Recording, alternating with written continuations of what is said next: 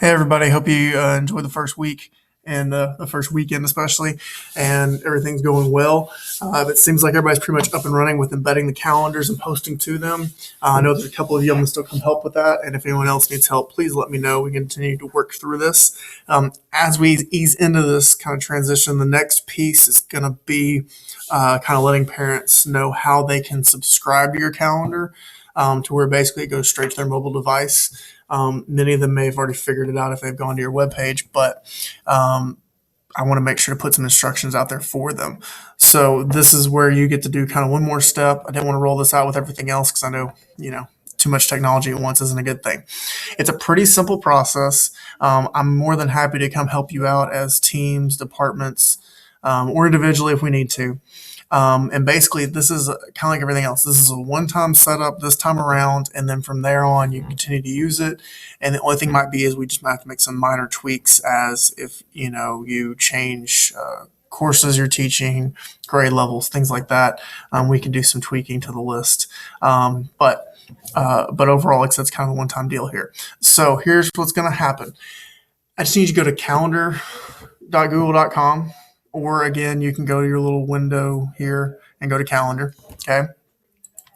And then for each calendar, so I know some of you embedded all your calendars in one. This step, I need you to go to each calendar. So for example, I've got this test calendar that I set up. I'm going to go here and I'm going to go to share this calendar. Okay. And it's going to bring me up to this window. I'm going to click share this calendar with others and I'm going to make it public. Now, since we put the calendars on the web pages, they're basically public anyway. So I know that word public gets scary. But the thing is, it's basically public anyways. But if you got some concerns or questions, let me know. Now, I will let you know, you need to think about things like if you're doing kids' birthdays, we might just want to do a first name. So we're not sharing too much information. And again, since we're basically just doing the 4 questions, this isn't like we're sharing information we weren't sharing before. So just know if you're worried about public, we can talk about that, but that's just kind of what happens. What this allows them to do, though, is subscribe to the calendar.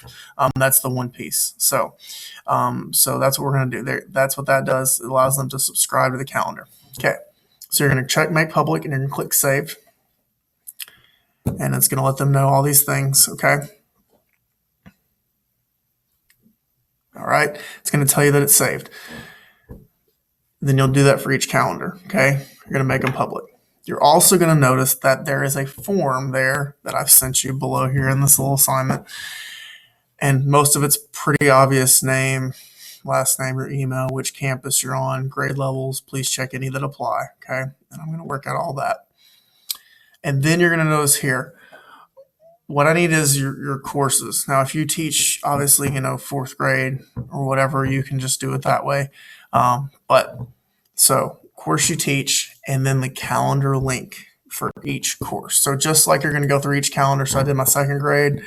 I'm going to go to, let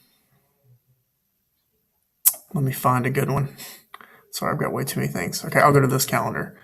Again, share it with others, make it public. So I'm going to go through those steps for everyone. Okay, once you've done that, they're all public. Then you're going to go back, check the arrow, calendar settings, okay? And there's this little iCal address right here, this green box, okay? I'm going to click it,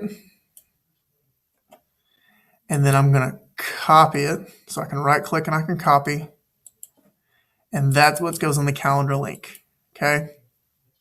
So first you go through and you make the calendar public.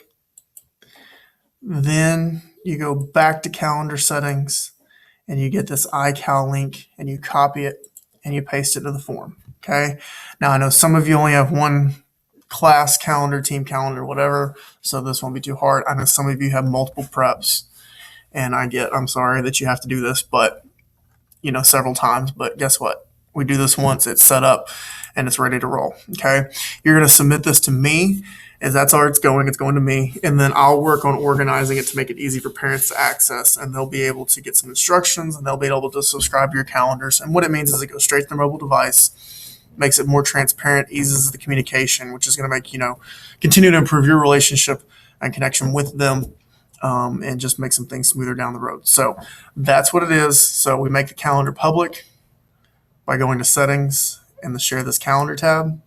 And then after you save, you go to the form, and for each calendar, under calendar details, I just need that iCal link. Okay.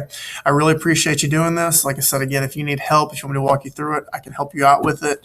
But we'll get this set up. And then other than posting to the calendar, this will be the last thing that you have to do that I need from you, and we'll be all good to go. Enjoy the rest of the week. Let me know if you have any questions. Thank you for everything you do, and we'll talk soon.